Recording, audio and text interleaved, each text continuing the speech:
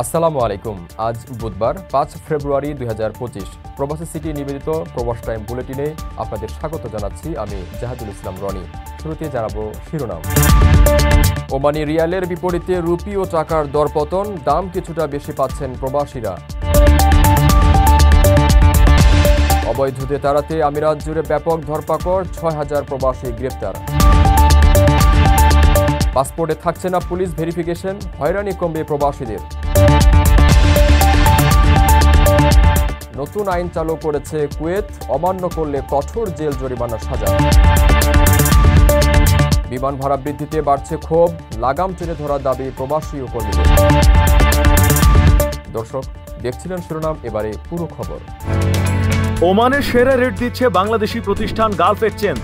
প্রিয়জনকে টাকা পাঠাতে আজই আসুন আমাদের যে কোনো ব্রাঞ্চে অথবা কল করুন স্ক্রিনে দেয়া নাম্বারে। গালফ এক্সচেঞ্জ, বাংলাদেশিদের প্রিয় এক্সচেঞ্জ।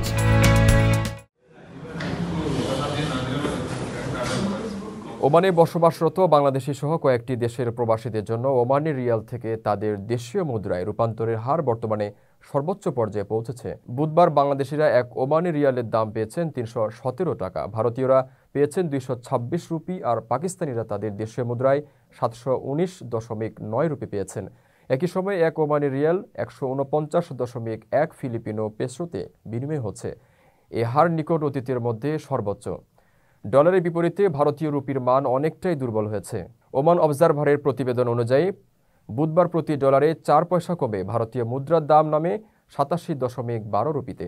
ফলে দাম বেড়ে যায় ওমানি রিয়ালেরও। এতে প্রবাসীরা বেশি রেট পেলেই ভারতীয় মুদ্রার প্রকৃত মূল্য কমেছে। বিষয়টিকে চীন ও যুক্তরাষ্ট্রের মধ্যে শুল্ক যুদ্ধ এবং ডোনাল্ড ট্রাম্পের নতুন কিছু সিদ্ধান্তের পরিণতি হিসেবে দেখছেন।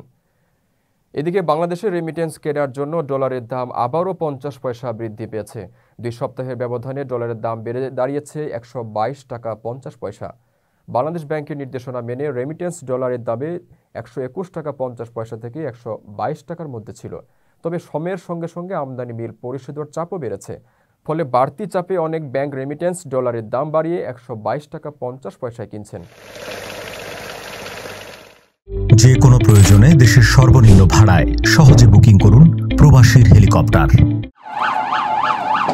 আমিরাতে ৬,০০০ অবৈধ প্রবাসীকে গ্রেপ্তার করেছে দেশটির আইনশৃঙ্খলা বাহিনী। জানুয়ারি মাস জুড়ে চলা বিশেষ অভিযানে তাদের গ্রেপ্তার করা হয়। এর আগে ২০২৪ সালের ১ সেপ্টেম্বর থেকে প্রবাসীদের জন্য সাধারণ খবর সুযোগ দেওয়া হয়। শুরুতে এই সুযোগ ২ মাসের জন্য দেওয়া হলেও পরবর্তীতে তা বাড়িয়ে ৩১ ডিসেম্বর করা হয়। বৈধ হওয়ার এই সুযোগ যারা গ্রহণ করেনি তাদের ধরতে জানুয়ারিতে চলে বিশেষ অভিযান। জানা গেছে ১ মাসে ২৭০টিরও বেশি অভিযান পরিচালনা করে বিভিন্ন দেশের ৬,০০০-এর বেশি নাগরিককে গ্রেপ্তার করা হয়। আমিরাতের স্থানীয় গণমাধ্যমকে সোমবার দেশটির শীর্ষ কর্মকর্তা বিষয়টি নিশ্চিত করেছেন। জানুয়ারিতে চলা অভিযানে ধরা পড়া প্রবাসীদের ৯৩%কে দেশে পাঠানোর প্রক্রিয়া চলমান রয়েছে। তবে গ্রেফতারকৃতদের মধ্যে বাংলাদেশি আছে কিনা বা এই সংখ্যা কত তা এখন পর্যন্ত নিশ্চিত হওয়া যায়নি। Federal authority for identity, citizenship, customs and port সিকিউরিটির মহাপরিচালক মেজর জেনারেল সুহেল সাইদ আল খাইলিব জানান, অভিযান অব্যাহত থাকবে। স্পোর্টসের সকল ধরনের কাস্টমাইজ আইটেম ও কোম্পানি ব্র্যান্ডিং যুক্ত পোশাক মিলছে এখন ওমানের বাংলাদেশি প্রতিষ্ঠান শারুতে। অর্ডার করতে যোগাযোগ করুন স্ক্রিনে দেওয়া নম্বরে। পাসপোর্ট ইস্যু ও নবায়নের ক্ষেত্রে পুলিশ ভেরিফিকেশনের নামে ভোগান্তির শিকার হতে নাগরিকরা। এজন্য ঘুষ চাওয়ার অভিযোগ আলোচিত হয়েছে বিভিন্ন সময়। তবে এখন থাকছে না পুলিশ ভেরিফিকেশন। মঙ্গলবার স্বরাষ্ট্র মন্ত্রণালয় সূত্রে এসব তথ্য জানা গেছে। পাসপোর্ট সম্পর্কিত সমস্যা সমাধানের জন্য গতকাল সচিবালয়ে স্বরাষ্ট্র মন্ত্রণালয়ের সিনিয়র সচিব ডক্টর নাসিমুল গনির সভাপতিত্বে একটি সভা অনুষ্ঠিত হয়। সভায় বেশিরভাগ প্রতিনিধি পাসপোর্ট ভেরিফিকেশন ওঠানোর বিষয়ে মতামত দিয়েছেন। এখন থেকে পাসপোর্ট ইস্যুর ক্ষেত্রে জাতীয় পরিচয়পত্র ও জন্ম নিবন্ধনকে মূল ভিত্তি হিসেবে ধরা হবে। এ দুটি সঠিক থাকলে পাসপোর্ট ইস্যুতে কোনো বাধা থাকার কথা নয়। উপদেষ্টা পরিষদের সভায় এমন মতামত উঠে আসার পর স্বরাষ্ট্র মন্ত্রণালয়ের সুরক্ষা সেবা বিভাগ বিষয়টি নিয়ে কাজ শুরু করে। জানা গেছে, সভায় পাসপোর্ট জটিলতা নিরসনের লক্ষ্যে প্রয়োজনীয় সুপারিশ প্রণয়ন করা হয়। উপদেষ্টা পরিষদের নির্দেশনার আলোকে সিদ্ধান্ত চূড়ান্ত করে এ সংক্রান্ত আদেশ জারি করা হয়। সভায় প্রধান উপদেষ্টার কার্যালয়, আইন, বিচার ও সংসদ বিষয়ক মন্ত্রণালয়, প্রবাসী কল্যাণ ও বৈদেশিক কর্মসংস্থান মন্ত্রণালয়, পুলিশের বিশেষ শাখাসহ অন্যান্য বিভাগের প্রতিনিধিরা উপস্থিত ছিলেন। বিদেশ থেকে প্রিয়জনকে উপহার পাঠান প্রবাসী শপের মাধ্যমে। যোগাযোগ করুন স্ক্রিনে দেওয়া নম্বরে।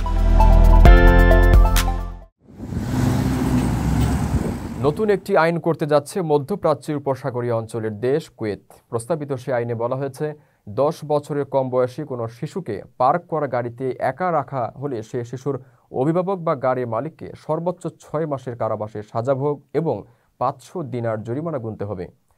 কুয়েতের সেনা কর্মকর্তা এবং ইউনাইটেড গালফ ট্রাফিক উইক 2025 কমিটির প্রধান মোহাম্মদ আল সুবহান গতকাল মঙ্গলবার এক ঘোষণায় এ তথ্য জানিয়েছেন। বলেছেন, এখন থেকে পার্ক করা গাড়িতে 10 বছরের কম বয়সের শিশুদেরকে রাখা অপরাধ ও আইনের লঙ্ঘন হিসেবে গণ্য করা হবে কুয়েতে। এজন্য গাড়ির চালক কিংবা মালিককে অবশ্যই জবাবদিহিতার আওতায় আনা হবে। তিনি আরও বলেন, নতুন এই আইন প্রয়োগের ব্যাপারটি দেখভাল করবেন কুয়েতের ট্রাফিক কর্মকর্তারা এবং এক্ষেত্রে কৃত্রিম বুদ্ধিমত্তা তাদের সহযোগিতা করবেন। এই আইনটি প্রয়োগের স্বার্থে সাহেল নামের একটি অ্যাপ চালু করেছে কুয়েতের সরকার। এই অ্যাপটির মাধ্যমে আইন লঙ্ঘনকারীদের অপরাধ ও সম্ভাব্য শাস্তি সম্পর্কে অবহিত করা হবে। রেমিটেন্স যোদ্ধাদের ঢাকায় বিশেষ ছাড়ে রেডি ফ্ল্যাট দিচ্ছে শতভাগ বিশ্বস্ত ও নির্ভরযোগ্য প্রতিষ্ঠান প্রবাসীর সিটি। সিন্ডিকেটের কারণে বিমান ভাড়া বৃদ্ধিতে দেশে বিদেশে ক্ষোভ বাড়ছে। রাস্তাতেও নেমে এসেছেন প্রবাসী এবং অন্যান্য বিমান যাত্রীরা। এখন প্রায় 1,90,000 টাকা সৌদি আরবের টিকিট, যেটা প্রবাসীদের জন্য অনুপযোগী। টিকিটের দাম না কমানো যায় তাহলে ভর্তুকি দিতে হবে সরকারকে। যেই সচিব এখানে নিয়োগ পেয়েছে তার আমলে 100% তার পাশাটা গোলাম, তাকে কেন সরানো হচ্ছে না? এইটা আজকের প্রধান দাবি। আজকের পর থেকে আমরা সচিবকে দেখতে চাই না। জানা যাচ্ছে, অতি মুনাফা লোভী কিছু ট্রাভেল এজেন্টের লোভের মাসুল গুনছে বিমান যাত্রীরা। এই চক্রের সিন্ডিকেটের কবজায় বিমানের টিকিট বাণিজ্য। তারা এয়ারলাইন্সগুলোর টিকিট আগাম ব্লক করে নিজেদের জিম্মায় রেখে পরে ইচ্ছামতো দাম বাড়াচ্ছে। ফলে বিদেশগামী বিমানের যাত্রীদের স্বাভাবিক ভাড়ার 3 গুণ পর্যন্ত বেশি টাকা দিয়ে টিকিট কিনতে হচ্ছে। আমরা এগিয়ে যেতে চাই, এই দেশ এবং জাতিকে আমরা উন্নত করতে চাই।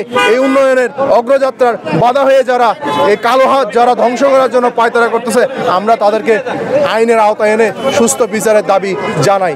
এত কষ্ট করে লোক পাঠাই বা এত কষ্ট করে বাচ্চাগুলো যায়, যাওয়ার পরে যে রেমিটেন্স আছে সেই রেমিটেন্স দিয়ে গভর্নমেন্ট গর্ব করে। গভর্নমেন্ট বলে এইবার এত আসছে অত আসছে। তারা যাওয়ার সময় কি কষ্টটা করছে, তারা যাওয়ার সময় কত প্রতিকূলতা ফেস করছে।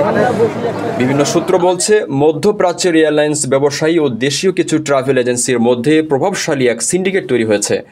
তারা বিভিন্ন এজেন্সির চাহিদা না থাকা সত্ত্বেও যাত্রীদের কোনো প্রকার পাসপোর্ট, ভিসা ও ভ্রমণ নথিপত্র ছাড়াই শুধু ইমেইলের মাধ্যমে কিছু এয়ারলাইন্সের বিভিন্ন রুটের গ্রুপ সিট বুকিং করে থাকে এবং এয়ারলাইন্স থেকে লট কিনে ফেলে। 200, 300, 500 একটা লট কিনে ওরা স্টক করে রেখে দেয়।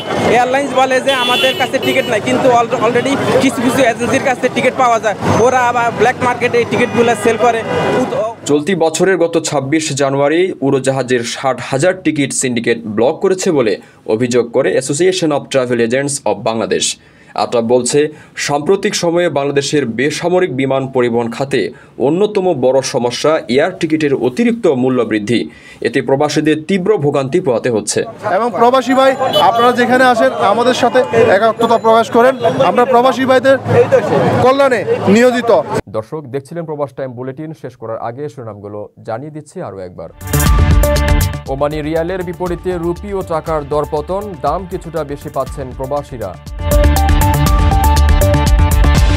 অবৈধদের তাড়াতে আমিরাত জুড়ে ব্যাপক ধরপাকড়, 6,000 প্রবাসী গ্রেপ্তার। পাসপোর্টে থাকছে না পুলিশ ভেরিফিকেশন, হয়রানি কমবে প্রবাসীদের।